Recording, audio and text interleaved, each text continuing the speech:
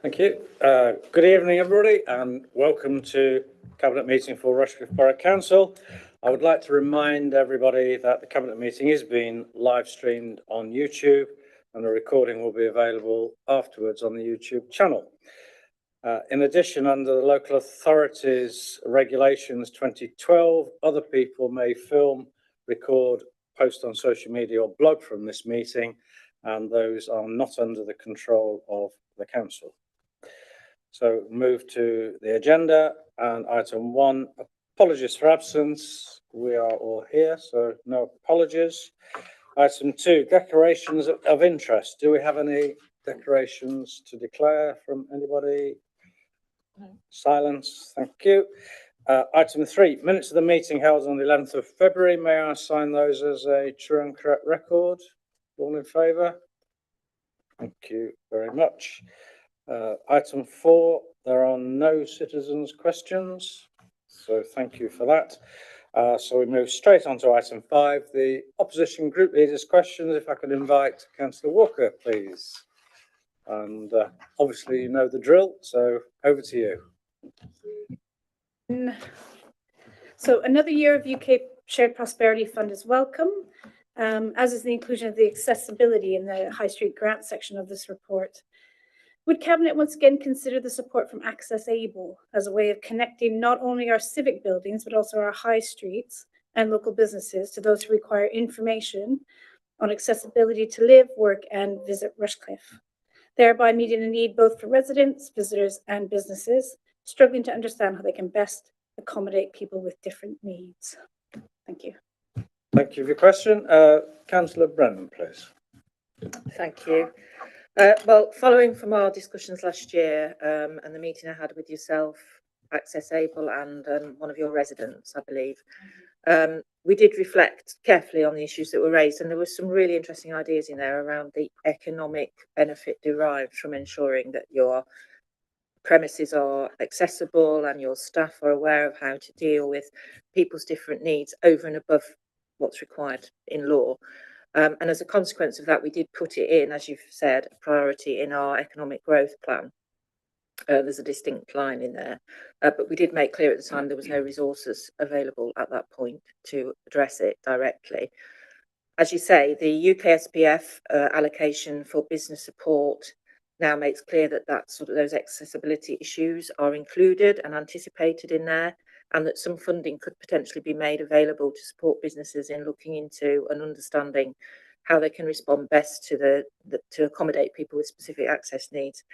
With regard to the specific company, obviously the appointment of any business or provider to deliver such a programme would need to follow our usual procurement process, and or that company or any others offering similar services could look to bid into the grant pot for UK SPF to deliver such services.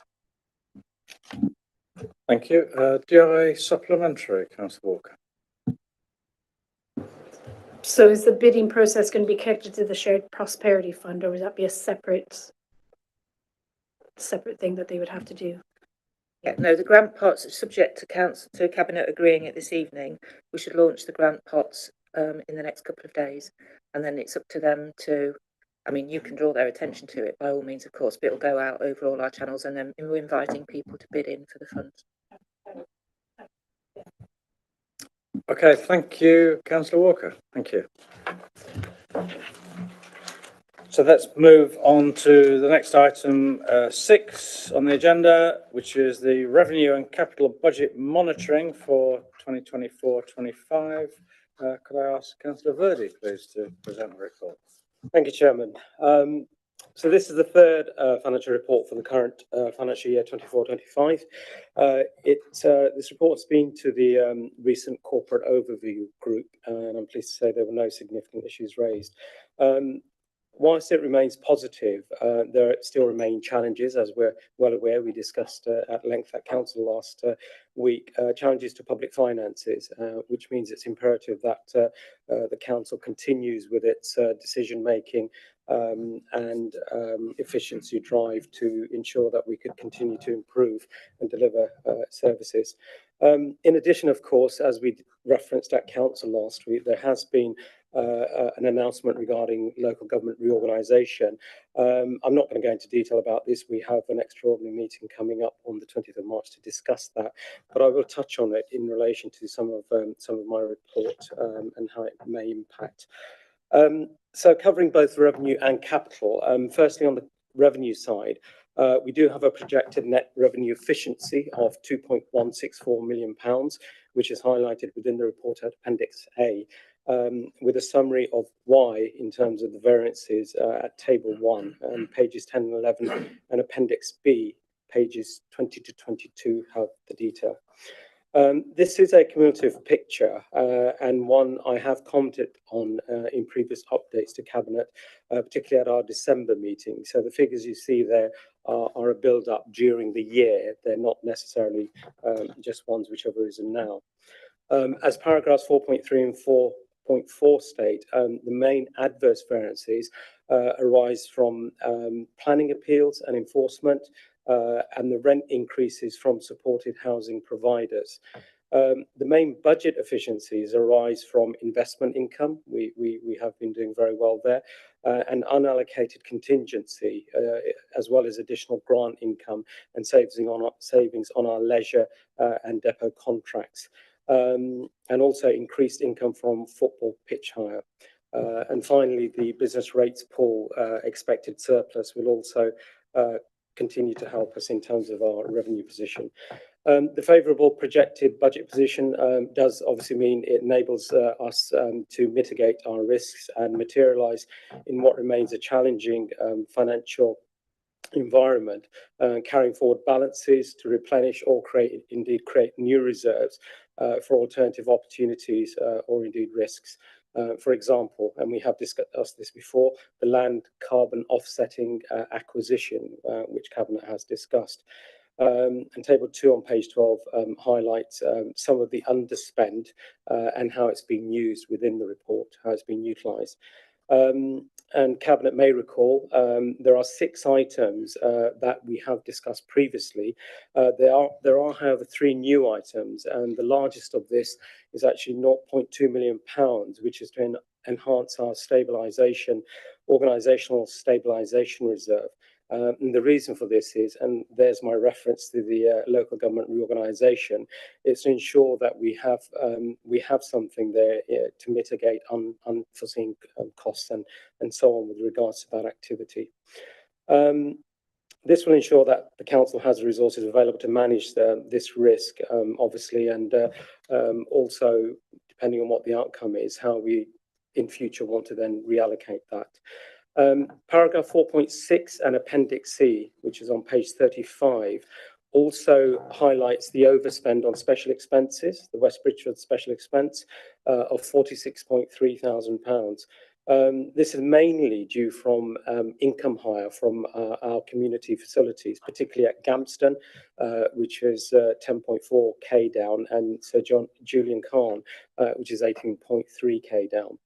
And this has been discussed also by the Community Scrutinies Group, so I'm sure they're looking at the details around what could be done to mitigate that sort of deficit.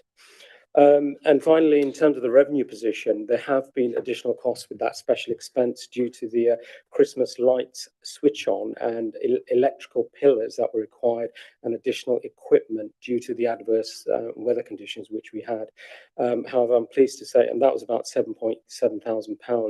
Obviously, I'm very pleased to say the event was very successful, very well attended, and credit to our teams in terms of enabling that to continue. Moving then on to the capital position, very briefly, paragraphs 4.7 to 10 and Appendix C, page 23, and also Appendix D, pages 24 to 30 to 34, show the overall position, and we are behind on the capital programme. A couple of reasons. One is the projected £4.440 million underspend against the budget, and Table 3 shows 0.556 million, which is going to be rephased from that into 25-26. However, that does still leave £3.884 million of underspend. And paragraph 4.9 gives reasons for the remaining underspend, and just noting for Cabinet, in particular the £1.5 million, which was required to acquire the land for carbon offsetting, which is still there. Now, moving finally into another area of capital.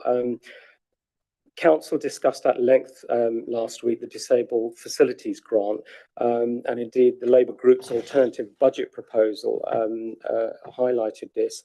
Now, we're not oblivious to the pressures of increasing demand in this area, and I did actually raise with Cabinet and inform Cabinet of the in-year efficiency, which has allowed us to contribute another £0.2 million to this particular area. And that will be carried forward into 25-26. However, having said that, we do retain the view that a prudent, affordable and sustainable longer-term solution will be required as both demand and costs rise. The Council will continue to actively lobby the government, as we have been doing, and obviously our neighbours and local authorities across Nottinghamshire to enable us to look at how we can redistribute any additional funds from the Better Care Fund grant. Furthermore, I'm pleased to say Peter has highlighted and informed me that in February we had an announcement of a further grant allocation in this area for 24-25 of £113,594, and this will be moving forward to next year. So in conclusion, whilst this position is healthy, and I have been reporting a fairly stable and healthy position over previous quarters, it can quickly change. And the LGR announcement is obviously going to keep us very busy. And there's a lot of unknowns there and, you know, a lot of unknown sort of potential outcomes. So it is something we need to be looking at very closely. However, the Council's current financial position and its level of reserves enables us to mitigate and manage our risks and also maximise our opportunities, and we still continue to provide those excellent services that I mentioned at Council last week and balance the books with our balanced budget. But we're under no illusion the financial challenges and uncertainties that lie ahead, both with LGR and the broader financial situation, I think, across the economy and the country in local government. So with that, Chairman, I would therefore ask Cabinet to approve the recommendations within section 2 of the report. I'm not going to read them all out other than to highlight it's the budget efficiency that I brought to your attention this evening, and the capital budget efficiencies and reprofiling of those provisions, and finally the special expense which was highlighted as well. Thank you, Chairman. Thank you very much indeed, Councillor Verdi. Do we have a seconder, Councillor Wheeler? Yeah, thank you, Chairman. Obviously, Councillor Verdi's gone into a lot of detail, and rightly so, because it's a really good report. I think it shows again that as a council, we always aim to do our best with the budget in terms of making sure that just because the numbers there, it's not our target to reach that. If we can find efficiencies while still delivering, we will, and that allows us to invest money into other areas, as Councillor Verdi has highlighted. So I think, as I said in the budget meeting, other councils would kill to have our financial position and our financial management that we have down to fantastic work officers, and Councillor Verdi working with them as well. So I think the report shows some great work there. What Councillor Verdi mentioned about the community halls, I think it shows that we are, as you can see in terms of the report, we're willing to invest to make sure that we can deliver a facility that people want. So with Surgery and Calm Pavilion, that has been down on income, it needed a lot of work, and so we are investing in that facility to make sure that it's more suitable and versatile for the community, and to obviously attract more bookings going forwards.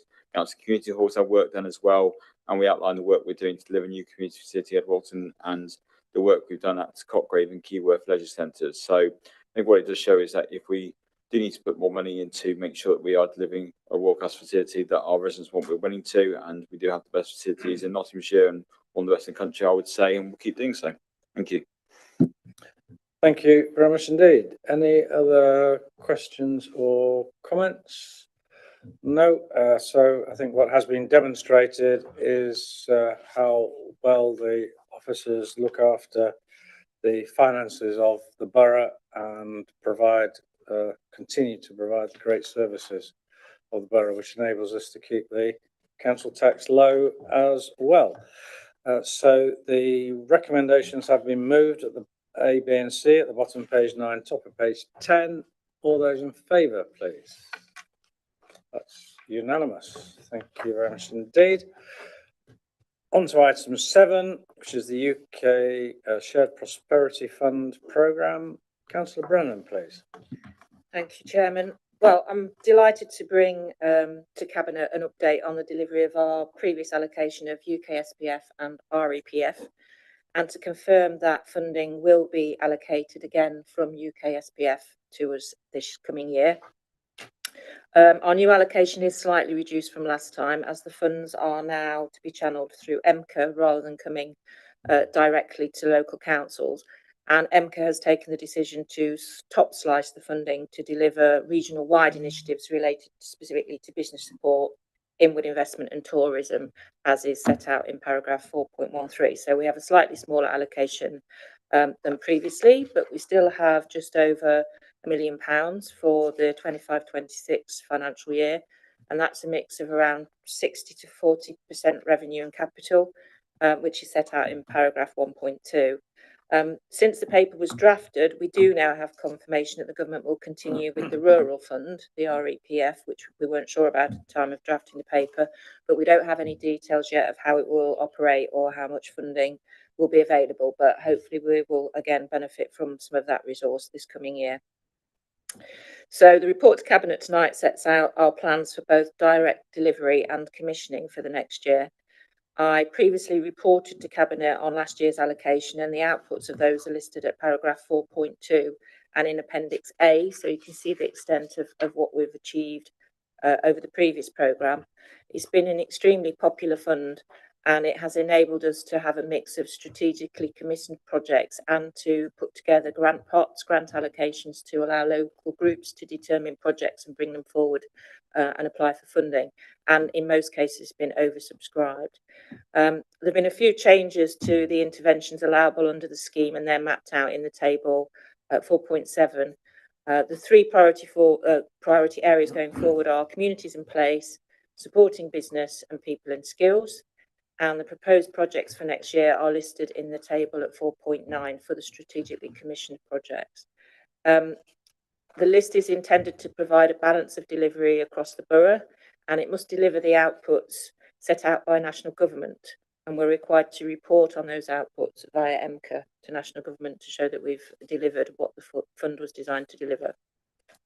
As well as the directly delivered schemes, which I mentioned earlier in response to Councillor Walker's question, we've allocated 200,000 for business and 200,000 for communities as grant pots, and they are described at table 4.15. As I say, these pots were very popular in the last round and enabled local groups and businesses to bring forward schemes that were directly relevant to their to their areas, and enabled some sort of flexibility and innovation in delivering on the ground. We will also once again run the High Street Grant Scheme, which was enormously popular and very oversubscribed, which helps local shops, retail places to sort of invest in and smarten up their customer-facing shop frontages, and that's gone down extremely well and makes a big difference to the look of our high street, representing very good value for the businesses, who also contribute, by the way. It's not just a straightforward grant, it is a match funding scheme. We've also got grant schemes for community in place, community wellbeing and business support grants, and subject to your agreement this evening, we will launch those schemes on the 12th of March. As UK SPF cannot be rolled over the end of a financial year, it's vital that all the projects that we support are clearly eligible, will deliver the government outputs, and that they are deliverable within the timescales, as we don't want to give any cash back at the end of the year. We want to make sure it's all invested in the borough. I really welcome this scheme. I think it's a really good scheme. I'm impressed by the range and scope of projects that we've been able to deliver across the borough. And on that note, I would like to move the recommendations at paragraph 2, to note the activity delivered to date and endorse proposals for the new fund. Thank you. Thank you very much for that. And 12th of March, it's not very far away. It's tomorrow. It's not. So you best approve it. So, seconder, Councillor Inglis, please. Yes, thank you. I don't intend to repeat the details Councillor Brennan's highlighted for the benefits of this project, but it is excellent news that we are getting the further funding for 25-26. Paragraph 4.2 clearly outlines the wide range of community enhancements that were delivered through the previous allocations. And I must say that Catherine Evans and her team ensured that every penny was awarded, and they need the credit and recognition for their amazing hard work by ensuring the grant application process delivered the best and maximum impact. The new funding allocation will again directly benefit Rushcliffe residents and businesses, so I fully endorse the funding programme outlined in 4.9 in the report. And I'm pleased that hot off the press that we've had the confirmation that the Rural England Prosperity Funding is becoming available for even more projects, for project grants. So I see no reason not to support the report. I have no hesitation in seconding Councillor Brennan's proposal to accept the recommendations in A and E in paragraph 9 of the report. Thank you. Thank you very much indeed. Any comments or questions? Councillor Wheeler? I just welcome that we've got the UKSF funding back. It's disappointing money's been top sliced when it could have perhaps come from another budget, but I do know the work yourself and Councillor Brennan have done to try and push for funding to come through again. I think it made a real difference when we had it last year to our communities, both our community groups and to businesses. And when you look at the funding that we're allocating as part of that, there's money going across the whole borough, and the fact that every community group and business gets a chance to bid in for some extra funding that can make the real difference to their community. So to me, it's one of the best things about the best project you can do as a local council, because like I say, it can actually make people to get money to as many people and business as possible, and the hyper local support you can do. So really welcome it. Just hope in future that MCA give us the full amount of funding, because we do know the difference it can make. Every little bit extra we get can make a real difference to our business and our community. Thank you. Thank you. Yes, the funding, I think, has been extremely successful, and you can see the positive outcomes of the funding. You can see it, as Councillor Brennan said, on the high streets and around the borough, and I know that shop fronts, etc., have been very welcome additions and improvements. So, as Councillor Brennan said, it's really helping to improve the borough and all the environment around. So if there are no further comments or questions, so the recommendations have been moved and seconded. All those in favour, please, is unanimous. Thank you very much indeed. That brings us to the end of the agenda, and therefore I declare the